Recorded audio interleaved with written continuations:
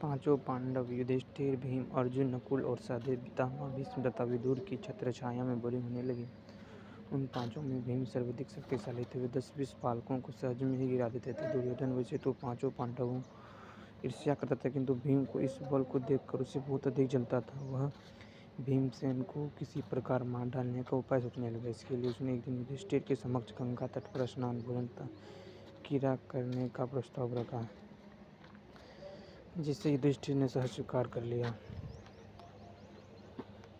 गंगा के तट पर दुर्योधन ने विविध प्रकार के व्यंजन तैयार करवाए। स्नानादि के पश्चात जब सभी ने भोजन किया तो अवसर पाकर दुर्योधन ने भीम को विषयुक्त भोजन खिला दिया।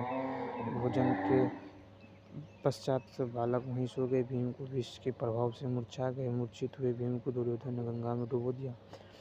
मूर्छित अवस्था में भीम डूबते उतारते नागरलोक में पहुंच गए। वहीं पर उन्होंने भयंकर विषधर नाग डसने लगे तथा विषधरों के विष के प्रभाव से भीम के शरीर के भीतर का विष नष्ट हो गया और वे सचेतावस्था में गए। चेतना लौटाने पर उन्होंने नागों को मारना आरंभ कर दिया और एक पश्चात एक नाग मरने लगा।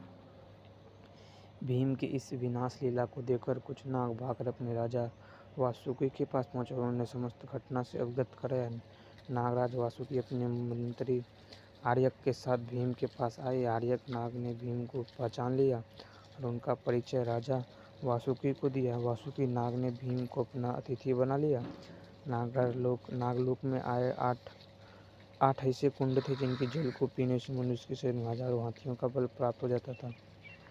नागराज वासुकी ने भीम को उपहार में उन 8 कुंडों का जल पिला दिया। कुंडों के जल पी लेने के बाद भीम गहन निद्रा में चले गए। 8वें दिन जब उनकी निद्रा टूटी, उनके शरीर में हजारों हाथियों का बल आ चुका था। भीम की विदा मांगने पर नागराज वासुकी ने उनकी वाटिका में पहुंचा दिया।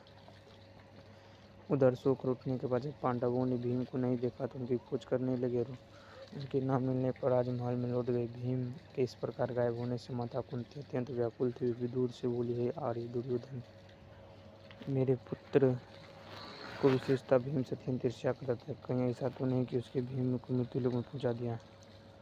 उत्तर विदुर भीम को मृत्युलोक में पहुंचा दिया। उत्तर विदुर ने कहा, देवी आप चिंतित मत होइए। भीम का जन्म कुंडली के अनुसार वह दीर्घायु है तथा उसे अल्पायु में कोई नहीं मार सकता।